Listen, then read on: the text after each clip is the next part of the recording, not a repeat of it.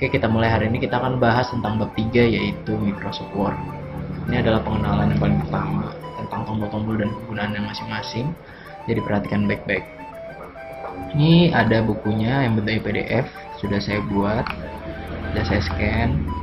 Kita akan bahas dulu dari pengenalan yang pertama. Saya bacakan sedikit lah narasinya ya. Dalam ilmu komputer, informasi adalah data yang disimpan, diproses, atau ditransmisikan. Program aplikasi atau perangkat lunak yang digunakan dalam mengolah data ini adalah paket aplikasi perkantoran atau Office Suite.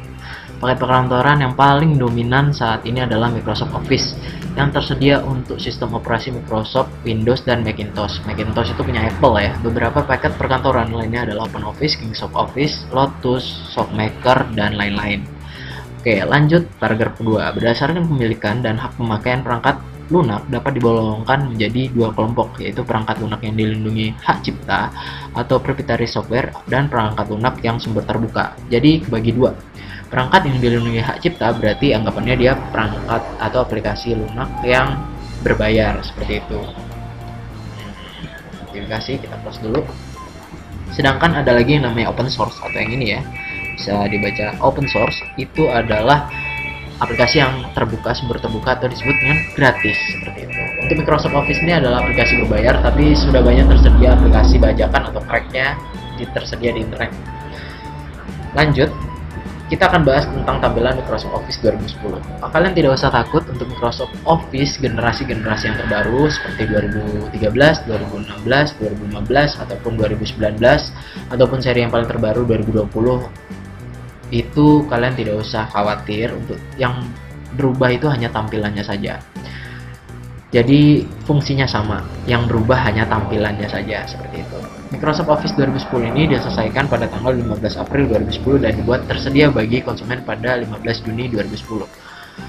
Office 2010 diberi nomor versi 14.0 untuk menghindari nomor versi 13 karena tahayul yang berhubungan dengan nomor sial ya. Kita lanjut. Ini ada di sini Microsoft Word. Siap deh. Nah, ini ada penjelasan. Di sini perhatikan baik-baik. Saya tandai dulu. Nah, kenapa yang ketandai semuanya? Nah, ini Microsoft Word dapat digunakan untuk hal-hal sebagai berikut. Yang pertama adalah membuat surat, bentuk resmi ataupun tidak resmi. Yang kedua adalah membuat skripsi, karya tulis atau makalah ataupun clipping dan segala hal macamnya. Yang ketiga membuat tabel dan grafik. Ya, kalian bisa mencetak foto menggunakan Microsoft Word. Jadi gampang juga mau cetak foto, cetak gambar, cetak stiker, bisa pakai Microsoft Word. Selanjutnya membuat gambar-gambar yang menarik. Ya, bisa juga dibuat. Yang terakhir adalah membuat laporan dan lain sebagainya. Jadi itu adalah penjelasan kegunaan dari Microsoft Word atau aplikasi pengolah kata. Di sini ada tokoh penemunya, yaitu William Henry Gates. Dia adalah orang terkaya kedua atau ketiga di dunia ya. Nah, atau dipanggilnya Bill Gates. Lahir di Seattle, Washington. Ini yang pembuatnya ya. Kita bahas pembuatnya. Lahir di Seattle, Washington pada tanggal 28 Oktober 1955. Ayah Bill atau Bill Gates Jr. bekerja di sebuah firma hukum sebagai seorang pengacara dan ibunya Mary adalah seorang mantan guru. Bill adalah anak kedua dari 3 bersaudara. Sejak kecil Bill mempunyai hobi hiking atau sebutnya mendaki ya. Bahkan hingga kini pun kegiatan ini masih sering dilakukan bila ia sedang berpikir. Bill kecil mampu dengan mudah melewati masa sekolah dasar dengan nilai sangat memuaskan, terutama dalam pelajaran IPA dan matematika. Oke, rata-rata orang yang jenius ya pasti adalah seorang penemu, seperti itu. Tapi asal kalian tahu ya, Bill Gates ini adalah seperti pendana utama Microsoft. Jadi dia adalah pemilik perusahaan Microsoft, seperti itu. Orang terkaya ketiga di dunia. Lanjut kita ke bawah. Nah, di sini pertama-tama kalian ada cara-cara normal ya, klik start, klik all program, klik Microsoft Office. Nah, start itu apa? Start itu adalah pojok yang ada di pojok sini. Nih, ada bacaan start atau tombol Windows ya. Nah, kalian klik saja di sini, kalian cari namanya Microsoft Word. Cara mencarinya kalian ketik di pencarian atau langsung kalian klik start, baru kalian ketik aja WORD atau Word. Baru nanti akan muncul paling pertama dalam Microsoft Word. Lalu kalian klik. Nah, itu adalah aplikasinya kalau sudah diinstal seperti itu di komputer kalian ya. Lanjut, di sini adalah mengenal menu bar. Menu bar di sini berbagai macam ya. Ada menu bar, home, insert, back layout, dan reference. Bapak jelaskan satu-satu dulu. Menu home Menu yang memiliki fungsi berguna misalkan untuk melakukan copy paste, menggandakan, memindahkan, mengatur font, dan lain-lain. Apa sih itu menu bar home? Menu bar home tuh yang ini. Nah, ini dia. Ini adalah menu bar home. Jadi ini terbagi ada menu bar file, home, insert, tag layout, reference, mailing, review, view, add ins, dan PDF. Kita akan bahas dulu dari tampilan-tampilan pertama. Yang paling pertama nih, paling dasar dari mendasar. Bapak akan jelaskan dari tombol tampilan pertama. Pertama kali tampilan ini muncul, kalian akan muncul yaitu seperti ini ya. Melek. Kok nggak muncul? Nah, tampilan yang pertama pada saat kalian mengklik Word, biasanya nanti kalian pilih yang new. Nih, ada bacaan new, baru pilih yang blank document. Blank document artinya kalian membuat lembar kosong atau lembar baru, seperti itu. Jadi kalian nggak usah khawatir takut salah atau gimana, kalian tinggal tanya ke Bapak seperti apa caranya. Pada saat kalian buka Word, nanti kalian buka Word misalnya, nanti muncul tampilan seperti ini, baru nanti kalian klik yaitu adalah blank document atau membuat lembar kosong. Jadi awal mulanya itu lembarnya benar-benar bersih atau kosong seperti itu. Sambil menunggu, oke, ini adalah tampilannya. Maaf, laptopnya udah kentang. Di sini ada menu bar. Menu barnya ini bermacam-macam ya. Ada namanya paste. Paste itu adalah menempelkan. Ada cut artinya memotong, copy artinya menyalin, format painter itu menyalin format dari format sebelumnya. Ini adalah di menu bar bagian clipboard. Saja ada bagian font. Font ini adalah untuk mengatur jenis huruf ya, mengatur ukuran huruf dan lain-lain. Ini contohnya, ini adalah font standar yaitu Calibri. Tapi untuk font yang udah standarisasinya untuk skripsi, makalah dan lain-lain, itu adalah kata kuncinya adalah TNR atau Times New Roman. Itu adalah huruf standar yang digunakan untuk kalian membuat skripsi ataupun membuat makalah, membuat clipping, membuat laporan. Ini adalah huruf yang paling wajib kalian pakai, yaitu Times New Roman. Kecuali kalian membuat desain, kalian bisa menggunakan huruf yang lain. Tapi kalau kalian menggunakan untuk pengetikan, surat resmi, surat tidak resmi, itu menggunakan huruf Times New Roman. Udah paling wajib sih Times New Roman. Untuk ukuran huruf paling standar itu untuk isi itu biasanya 12, tapi untuk subjudul atau subbab itu ukurannya 14. Tapi ya bisa kalian sesuaikan lah.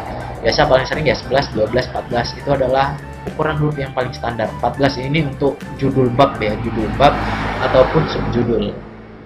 Misalnya bab 1 itu ukurannya 14. Lanjutnya di bagian isi paragraf yaitu ukurannya 11 seperti itu. Selanjutnya di sini untuk membesarkan dan mengecilkan atau bahasanya itu grow font dan shrink font, yaitu mengecilkan atau membesarkan. Nah, di sini ada namanya bold atau menebalkan huruf. Ini adalah italic, yaitu untuk memiringkan huruf. Ini adalah underline, yaitu memberikan garis bawah pada kata atau huruf yang kita blok. Di sini ada strike through untuk memberikan garis potong. Ini misalnya untuk melakukan perpangkatan ataupun semacamnya untuk matematika. Di sini ada lagi namanya word art. Jadi kalian tidak usah takut ya untuk tampilan di Microsoft Office generasi terbaru tidak jauh beda. Lanjut ke kanan. Ini juga yang paling penting nih. Nah, ini nih. Sebelah font nih masih ada namanya ini. Di sini di Word ini kalian bisa mengatur huruf kapital pertama kali setelah titik ataupun huruf kecil semua ataupun huruf kapital semua kayak orang ngegas gitu ya. Nanti Bapak kasih contoh ya. Ini ada sentence case, lower case, upper case, capitalist word dan toggle case. Nah, sentence case ini artinya setiap awal kalimat, huruf pada awal kalimat ya, itu hurufnya huruf kapital. Setelah titik, selanjutnya lagi nanti huruf besar seperti itu otomatis. Ada lagi namanya lower case. Lower case itu artinya huruf kecil semua. Jadi apapun yang kita blok itu nanti hurufnya huruf kecil semua. Kalau upper case itu hurufnya tebal lagi, hurufnya huruf besar. Nah, kalau kapitalis itu tiap kata huruf depannya adalah huruf kapital. Jadi tiap kata huruf depan itu adalah huruf kapital. Oke, lanjut. Di sini adalah paragraf. Nah, untuk paragraf di sini perhatikan baik-baik. Di sini paling sering kalian menggunakan adalah paragraf rata kiri. Ini adalah settingan otomatis. Tapi pada saat pengetikan paragraf yang sebenarnya, kalian itu harus menggunakan namanya rata kiri kanan, yaitu justify atau Ctrl J ya. Ini adalah mengatur agar paragraf itu rapi rata kiri kanan. Nanti Bapak kasih contohnya juga. Ini ada center untuk rata tengah dan align text lamp untuk rata kanan. Jadi nanti teksnya di sebelah kanan gitu ya. Nah, di sini ada lagi yang penting juga. Di sini ada bullet, itu memberikan simbol di setiap list ya. Kalian bisa kasih centang ataupun bulat ataupun titik ataupun panah. Baru sini ada namanya number. Ini ada pemberian nomor, entah huruf abjad ataupun angka, itu bisa. Soalnya di sini ada multi level list. Kalau kalian membuatnya miring ya, membuat level-level A1, A2, A3 seperti itu. Nah, di sini juga ada namanya line paragraph spacing. Nah, ini yang paling penting kalian perhatikan. Jadi, ada beberapa settingan yaitu spasi ya. Biasanya kalau skripsi itu 1.5, tapi karena ini settingan standar ya 1.15, no problem, tidak masalah. Saya di sini ada namanya lagi shading. Ini untuk mengatur bagian color background, tapi kadang pada saat dicetak backgroundnya tetap sama. Selanjutnya ini ada namanya sort, yaitu mengurutkan A ke Z. Kalau kalian ada teks sebutannya tabel yang tidak berurutan, kalian bisa mengurutkan lewat sini. Baru di sini ada lagi namanya bottom border atau memberikan garis pada paragraf ya. Tapi ini jarang digunain. Tapi yang paling penting kalian nanti Bapak ajarkan gimana cara membuat teks yang rapi seperti itu. Nah, di sini ada menu lagi namanya style. Style yang paling sering Bapak gunakan adalah normal dan no spacing. No spacing itu tidak ada settingan spasi. Baru nanti kita atur spasinya secara manual. Seperti itu. Jadi cuma ini doang. Selanjutnya lagi di sini change style jarang digunain. Nah, ini find ya. Find ini kita gunakan fitur kalau kalian mencari kata kunci tertentu. Misalnya ada buku besar ataupun buku digital ataupun makalah ataupun skripsi, kita mencari kata namanya makanan. Nanti kita gunakan klik find, baru nanti kalian mana tombol find-nya. Nah, ini kalian ketik misalnya di navigasi makanan, nanti akan ketemu kata makanan. Kalau kalian misalnya mencari kata tersebut seperti itu. Baru ada lagi ini ada replace. Replace itu artinya menyematkan atau menggantikan. Nah, ini yang paling ini nanti kita coba juga sih. Find and replace ini berguna kalau kalian nanti misalnya mengubah satu kata, misalnya makanan diubah jadi makananku gitu. Jadi nanti apa yang kita cari, apa yang akan kita ganti seperti itu. Ya, itu adalah tombol-tombol fungsinya dan lain-lain. Select itu untuk memberikan select all, select object, select option. Ya, ini adalah kursornya ya. Ini adalah penggaris, yang di sini adalah namanya penggaris atau ruler. Nah, ini ada ruler, jadi kalian bisa melihat ini adalah garisnya sampai 19 cm. Ini udah di setting cm, dan bawahnya itu sekitar berapa senti ya? Kita turun ke bawah. Untuk selembar pertama itu totalnya itu 25 cm. Ini kertas A4 kah? Kalau nggak salah. Lanjut, kita ke menu bar selanjutnya. Kalau videonya terlalu cepat, kalian tinggal pause aja, ataupun kalian ulang lagi videonya, ataupun kalian pilih di menu option, nanti pilih slow. Why you always in the mood? Fucking around